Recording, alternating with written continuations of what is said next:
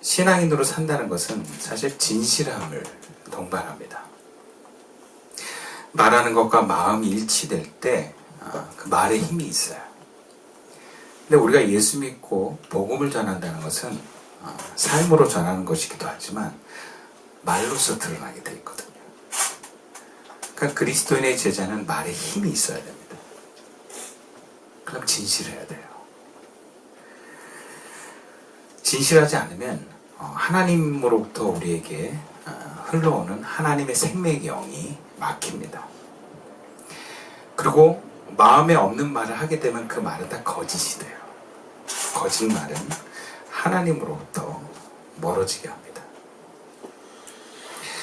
근데 상대방이 받아들이지 못하고 내 말이 오히려 공동체에 불편한 기운을 불러일으킬 것 같을 때 우리가 말을 하지 않거나 혹은 듣기 좋은 말을 할 수밖에 없습니다. 그게 다 우리가 뭔가 이 전쟁이 없는 사회에서 서로 간의 약속처럼 지켜지는 예의라고 합니다. 그러다 보면 제자로의 삶에서 많은 제약을 받습니다. 그리고 말만 번지르하면서 마음은 주님과 점점 멀어집니다. 오늘 우리가 읽은 본문에서 예수님께서는 오병이어 사건 이후에 갈릴리 호수를 지나서 배에 내리셨습니다. 그러자 예수님을 알아본 정말 많은 사람들이 예수님께로 몰려듭니다. 그들은 예수님이 어디 계시든지 병자들을 데려오고 심지어는 침상체 병자들을 데려오고 또 여러 소문과 과정들을 통해서 이제는 다 알고 예수님의 옷수레만이라도 손대면 낫는다는 믿음으로 막 그것도 만지려고 그러는 모습들이 나타납니다. 근데 성경은 그렇게라도 손을 댄 사람은 다 나았다. 그렇게 기록하고 있어요. 그러니까 얼마나 많은 사람들이 기적을 체험하고 병이 낫고 또 우리가 전에 보았던 수많은 사람들이 먹는 그런 일들이 일어났겠습니까? 이런 놀라운 소문이 예루살렘에까지 퍼졌습니다. 그리고 거기에 종교 지도자들에게도 예수님에 대한 많은 이야기가 들렸던 것 같습니다. 그래서 그 예루살렘에서 율법학자들과 바리새파 사람들이 예수님께로 찾아왔습니다. 근데 이 사람들은 예수님께 병을 낫거나 뭔가 하나님의 말씀을 들으러 온 게 아니에요. 아마 예수님의 모습에서 트집을 잡아서 예수님의 권위를 떨어뜨릴 목적이 아니었나 그런 마음이 듭니다.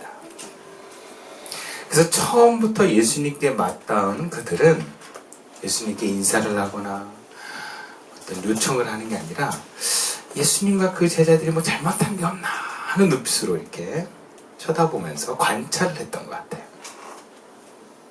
그러다가 건수가 딱 잡힌 거예요. 오늘 본문 2절 그리고 5절의 말씀입니다. 그의 제자 중 몇 사람이 부정한 손, 곧 씻지 아니한 손으로 떡 먹는 것을 보았더라.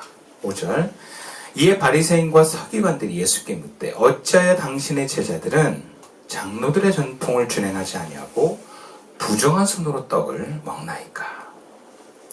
바리새인들과 서기관들이 지적한 것은 그 당시 유대 종교 문화에서 당연한 어떤 문화 속에서 혹은 율법으로 지켜진 분위기 속에서 이야기한 겁니다. 바리새파 사람들과 모든 유대 사람들은 그 당시 내려왔던 장로들의 유전을 지켜서 손을 씻지 않고서는 음식을 먹지 않았습니다. 그리고 시장에서 돌아오면 반드시 몸을 정결하게 하지 않고는 음식을 먹지 않았다고 합니다. 이것은 위생의 문제가 아니라 종교적인 이유로 알게 모르게 부정한 물건에 손을 대거나 혹은 스치거나 또 부정한 사람이나 이방 사람들과 몸이 뭔가 이렇게 만져질 수 있는 것에 대한 가능성을 염두에 두고 하나 앞에 나가기 전에 정결 예식으로서 그들이 했던 행동이에요.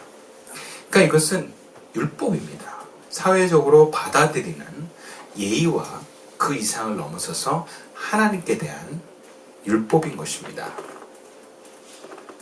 그래서 이런 것도 지키지 않으면 더 큰 율법도 지키지 않는 낮은 수준의 신앙인으로밖에 볼 수 없는 것입니다.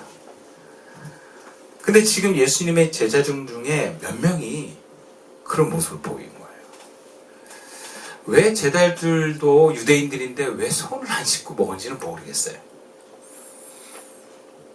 근데 어쨌든 그런 제자들을 둔 예수님은 인정할 수가 없는 거예요. 아니 저걸 지적을 안 해? 아니 저들이 처음 만난 것도 아니고 오랜 세월 함께 했을 텐데 저렇게 제자들이 손을 안 씻고 먹어. 여러분 제자들의 모습은 스승의 모습을 드러내는 거예요. 스승의 얼굴이 제자들의 행동이에요. 그러니까 예수님이 그거를 큰 문제 삼지 않을 뿐더러 그것이 허용된다는 것만으로도 예수님은 메시아가 아닌 겁니다. 예수님과 하나님과 가까웠다고 결코 그들이 인정할 수 없는 거예요. 그래서 그렇게 지적을 한 거예요. 왜 손 안 씻고 먹습니까? 이것은 궁금해서 물어본 게 아니에요. 당신 인정할 수가 없어.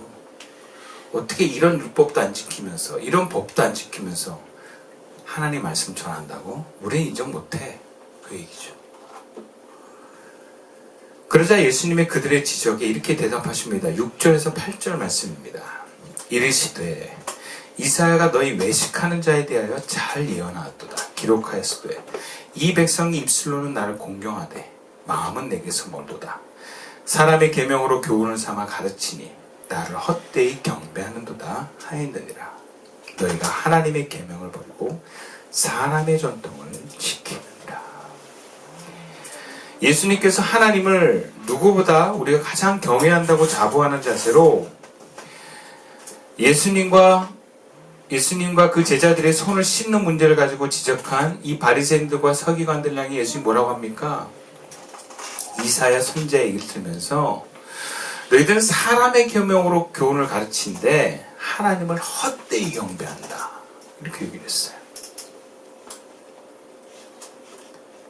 그리고 구체적으로 너희는 하나님의 계명을 버리고 사람의 전통을 지킨다는 것이죠.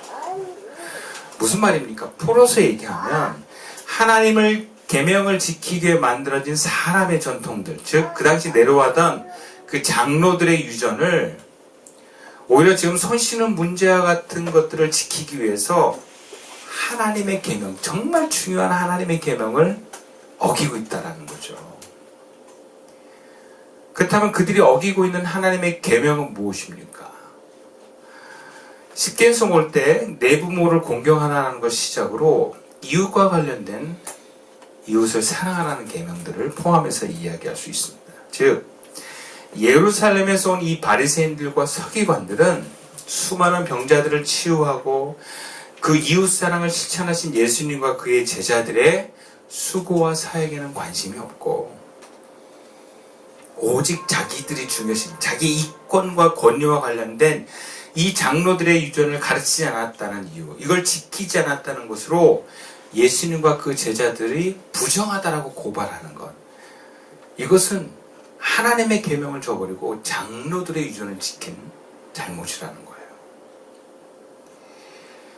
그러니까 지금 하나님의 마음에 하나가 되어서 정말 바쁘게 사역하는 이 제자들 중에 몇 명이 장로들의 유전대로 손을 씻지 않고 음식을 먹을 때 그게 과연 하나님의 마음에 거슬리는 행동이었냐라는 거죠.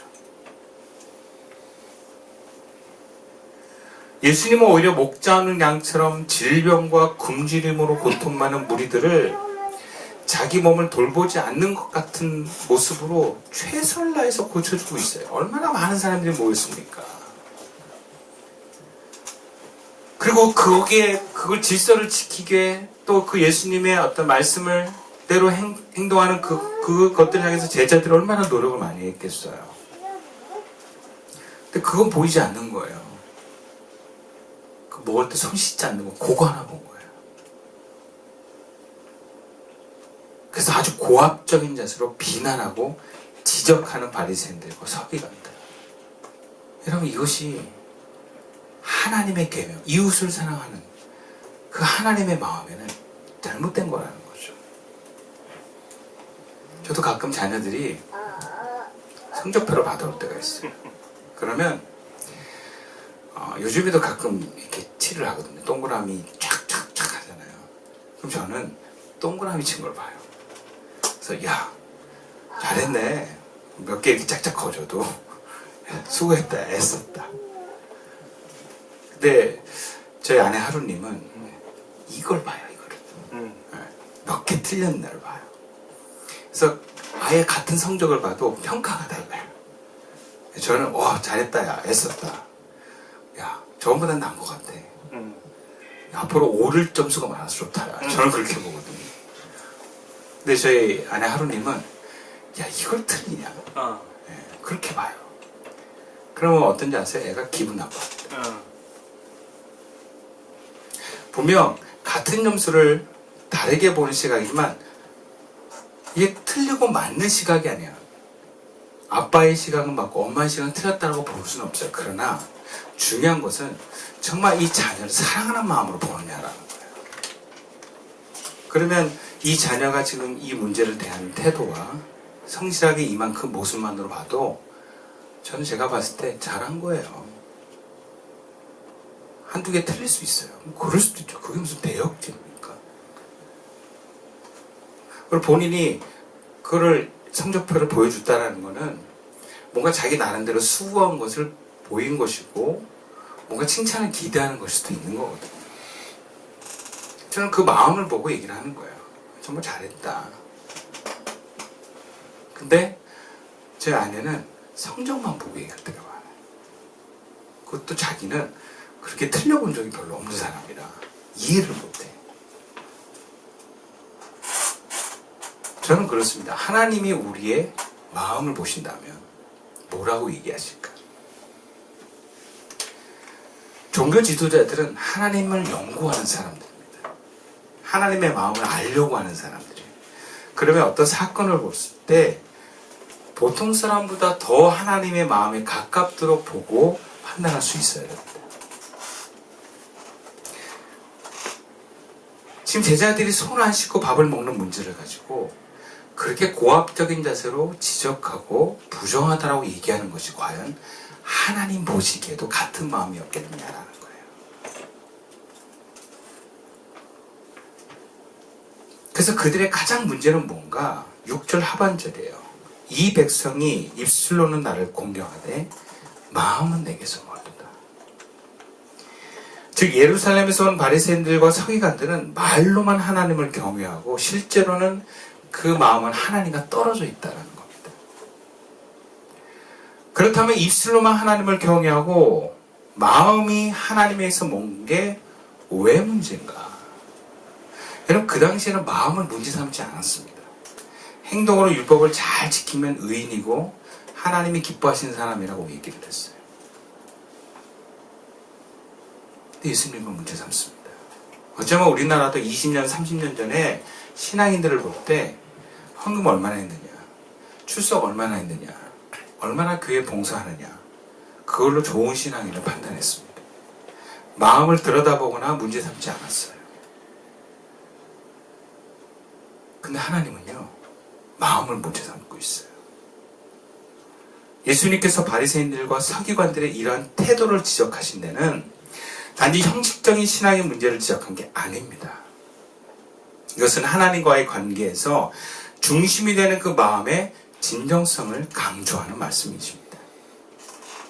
너의 마음이 진심으로 하나님을 향하느냐라는 거예요. 그렇다면 구체적으로 형식적인 경건만 있고 마음의 중심에서부터 하나님을 경외하지 않는 게 왜 문제가 되는가? 첫 번째는 마음이 없는 형식적인 경건을 하나님이 기뻐하시지 않는다는 거예요. 하나님을 기뻐하는 태도가 하나님을 향한 경건입니다. 근데 쉽지 않아는 기뻐하지 않는데요. 종교적인 행위는 그대로 참여할 수 있지만 그들의 마음에 따른 일상의 삶이 결과적으로는 하나님과 상관없는 삶을 살아가기도 합니다. 그러니까 이 경건한 태도는 언제만 필요해요? 회당에서 혹은 사람들을 만날 때만 필요합니다. 거기에 맞는 행동만 보여주면 돼요. 마음은 감출 수 있으니까. 그러다 보면 그들을 피해서 회당에서 벗어난 그들의 삶은 어떻게 되겠습니까? 자기 마음대로 사는 거예요.